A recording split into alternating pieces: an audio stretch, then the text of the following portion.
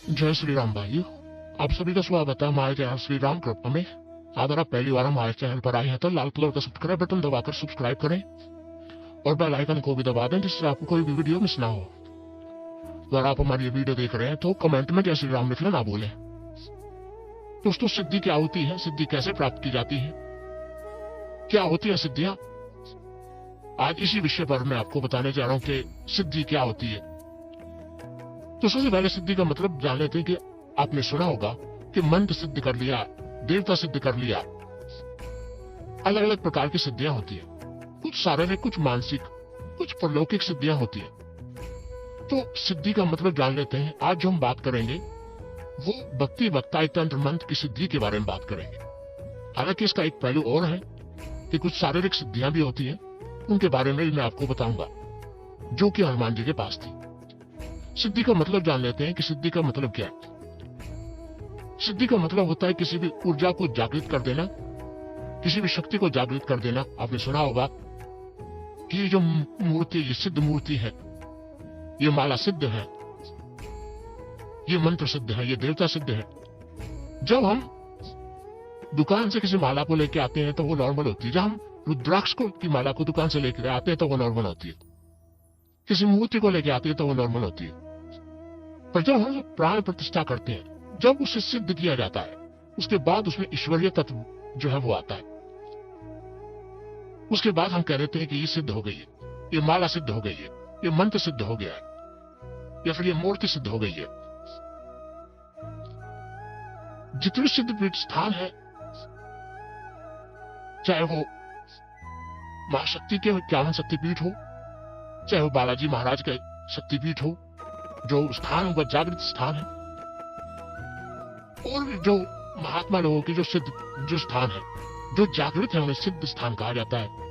जहां पर उन्होंने तपस्या की है, जहां पे अचरज ही जो कार्य वो बनने लगते हैं, अचरज ही चीजें खेलने लगती है, अचरज ही जो संकट कटने लगते हैं, लाखों की भीड़ जहां पे होती है।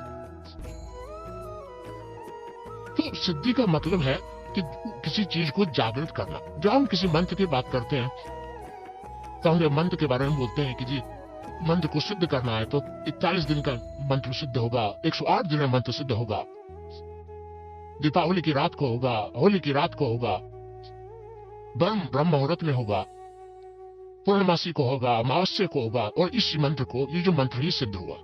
सिद्ध का मतलब वो मंत्र जो है, वो मंत्र आपने अपने गुरु से ले लिया, उसके बाद उसको सिद्ध करना होता है। उस मंत्र को जागृत करना होता है, उस मंत्र की ऊर्जा को जागृत करना होता है। किसी भी चीज को जागृत करके प्रयोग के लिए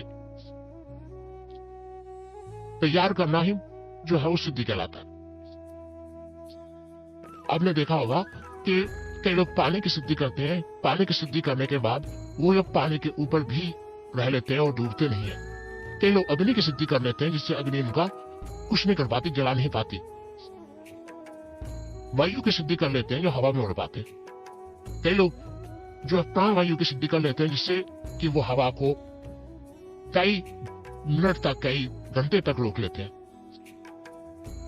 तो ये सब सिद्धियां हैं, ये सारी सिद्धियां हनुमान जी के पास भी ये सारी सिद्धियां थी,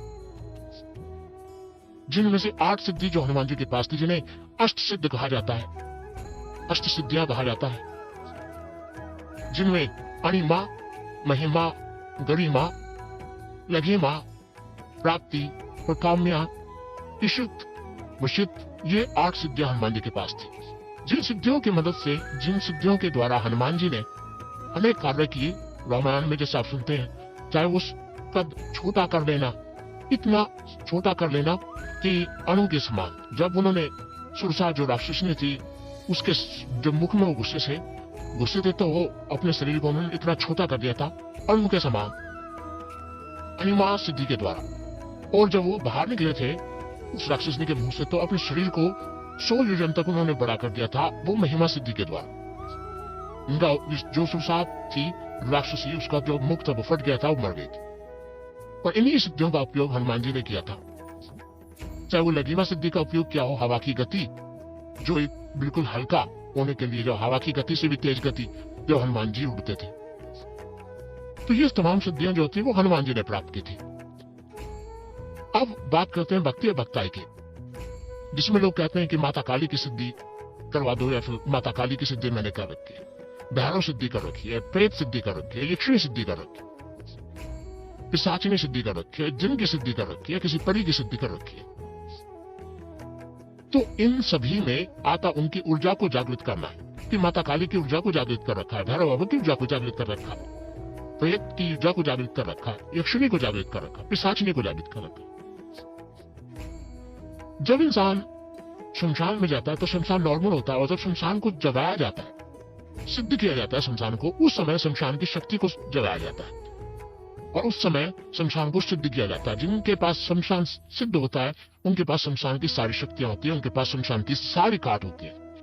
जब सिद्धि की जाती है तो वो एक साधना के द्वारा, सेवा के द्वारा जो है वो सिद्धि की जाती है। इसमें पूरा पूजा विधान होता है, भोग होता है, समय होता है, मुहूर्त होता है, इनके द्वारा जो है सिद्धि प्राप्त की जाती है।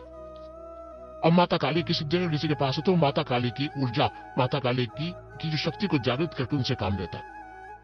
जिस तरीके से हनुमान जी ने 8 सिद्धियों से काम लिया अपने शरीर के द्वारा, तो ये शारीरिक सिद्धियां जो हनुमान जी के पास थी, उस तरह से हनुमान जी के पास तो शारीरिक, मानसिक और जो अलग अलग सिद्धियां थी। आज के समय में तो लोग जो बात करते हैं वो अलौकिक सिद्धियां जो हनुमान जी के पास पहले से थी उनके बारे में बात करते हैं कि भाई माता काली को सिद्ध कर लो और काम कराओ।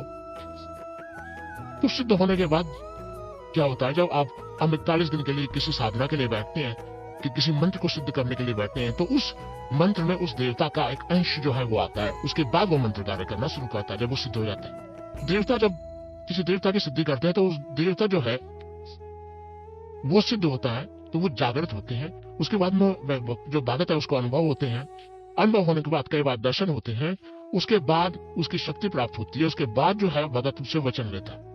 देवता से जब वचन लेता है तो शास्त्रा शक्ति भी भगत से वचन लेती है, और उन वचनों के अंदर ही कार्य जो है वो निहित होते हैं कि इस कार्य को करने में ये वचन है, इस कार्य को करने में ये वचन है। उस वचनों के बाहर कोई कार्य शक्तियां नहीं करती। हालांकि शारीरिक जो सिद्धियां होती है प्राणायाम से हासिल की जाती है, पर जो मांगी इस तरीके की सिद्धियां होती हैं, ये दैविक सिद्धियां होती हैं, ये गुरु के सानिध्य में, गुरु आशीर्वाद से, बिना गुरु के तो ये सिद्धियां हासिल की ही नहीं जाती। ये गुरु के सानिध्य में की जाती है, गुरु के द्वारा गुरु मंत्र से जो सिद्धियां की जाती है, ब्रह्मचार्य का पालन करते हुए, व्रत करते हुए सिद्धियां जो है वो हासिल की जाती है। और ऐसा कभी नहीं होता कि आपने कोई भी देवता सिद्ध कर लिया, कोई मंत्र सिद्ध कर लिया तो आप रुक जाते हैं। निरंतर उस मंत्र का जाप करना होता है, निरंतर उस देवता की सेवा, देवता की साधना करनी होती है, तब जाके हम कह सकते हैं कि कोई देवता जो वो सिद्ध हो गया आपको, तब आप उससे कार्य लेना शुरू कर देते हैं। तो एक छोटी सी जानकारी थी जो मैंने आपको बताया, तो मुझे आशा ये जानकारी आपको पसंद आई होगी। और अगर आप पहली बार हमारे चैनल श्री राम कृपा में, तो आपके सामने जो लाल कलर का बटन है सब्सक्राइब का, उसे दबा के चैनल को सब्सक्राइब कीजिए ताकि आप हमारे साथ जुड़ सके। बेल आइकन को दबाइए घंटे के निशान को, ताकि जो भी हम जानकारी डालें भक्ति भक्ताई से जुड़ी वो सबसे पहले आपको प्राप्त हो।